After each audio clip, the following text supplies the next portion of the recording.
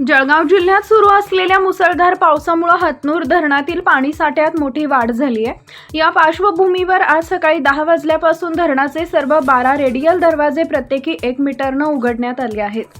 त्यामुळे तापी नदीत तब्बल 41,582 क्युसेक वेगानं पाण्याचा विसर्ग सुरू करण्यात आला आहे।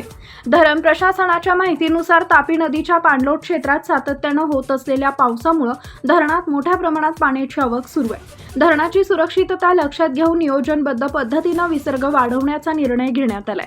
गेल्या 24 तासात धरण परिसरात 28 मिलीमीटर पावसाची नोंद झाली असून धरणात सध्या सुमारे 69% उपयुक्त पाणीसाठा उपलब्ध आहे। पुढील काही तासातही पावसाचा जोर कायम राहिल्यास विसर्गात आणखी बदल होऊ शकतो असा इशारा प्रशासनाने दिलाय। तापी नदी काठच्या नागरिकांनी नदीपात्रात उतरू नये, जनावरे व वाहन नदीकिनारी नेऊ नये आणि प्रशासनाच्या सूचनांचं काटेकोर पालन करावे असे आवाहन करण्यात आले।